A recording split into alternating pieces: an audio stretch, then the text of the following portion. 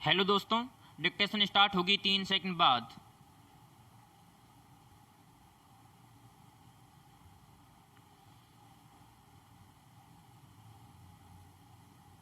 Start.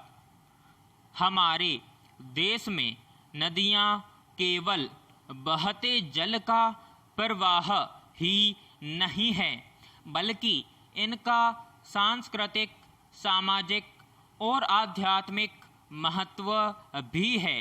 नदियों को दूषित होने से बचाने के लिए समय समय पर सुप्रीम कोर्ट से लेकर नेशनल ग्रीन ट्रिब्यूनल तक ने सरकारों को फटकार भी लगाई है। करोड़ों रुपए नदियों को प्रदूषण मुक्त करने के नाम पर खर्च हो चुके हैं, लेकिन अभी तक कोई भी सरकार यह दावा करने में समर्थ नहीं हो पाई है कि उसने अपने यहाँ से बहने वाली नदियों को प्रदूषण मुक्त कर दिया है। कारण साफ है, नदियों को प्रदूषण मुक्त करने के लिए बनाई जाने वाली योजनाएं धरातल पर कम ही उतर पाती हैं। नदियों को प्रदूषित होने से रोकने के लिए कानून कायदे या तो बनते ही नहीं, और यदि बनते भी हैं तो उनकी पालना सुनिश्चित करने की किसी को फिक्र होती ही नहीं है। पैराग्राफ। प्रदूषित होती जा रही नदियों को लेकर उठ रही चिंताओं के बीच दिल्ली सरकार ने भारतीय मानक ब्यूरो के मानकों के अनुरूप नहीं पाए जाने वाले साबुन और डिटर्जेंट की बिक्री, भंडारण और परिवहन पर रोक लगा दी है।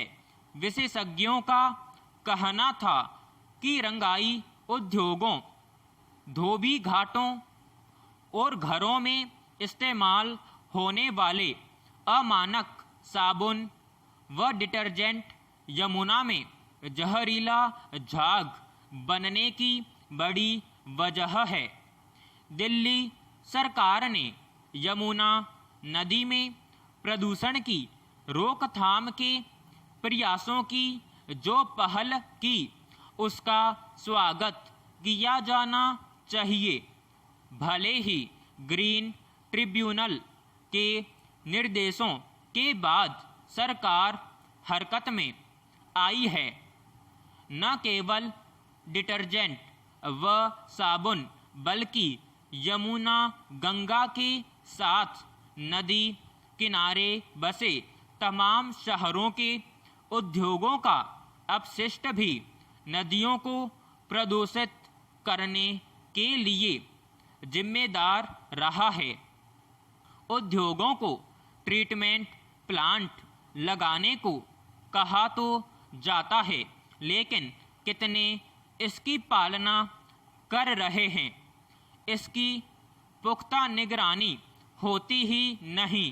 भयावहता का अंदाजा केंद्रीय प्रदूषण नियंत्रण बोर्ड के इस आकलन से लगाया जा सकता है कि देश की 450 में से 350 नदियां प्रदूषित हैं। 10 साल पहले यह संख्या 121 ही थी। पैराग्राफ। एनजीटी ने दिल्ली सरकार को ये भी निर्देश दिए हैं कि वह घटिया साबुन व डिटर्जेंट के इस्तेमाल से होने वाले नुकसान को लेकर भी जन जागरूकता अभियान चलाए। न केवल यमुना बल्कि दूसरी तमाम नदियों में दूषित जल की समस्या कम नहीं है।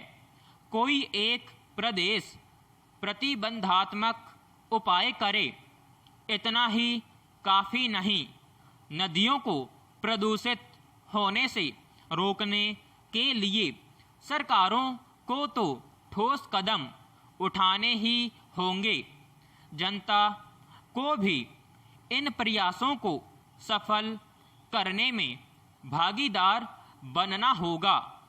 नदियों को साफ रखने के अभियानों में धन का सदुपयोग हो, यह भी देखना होगा। विराम समाप्त।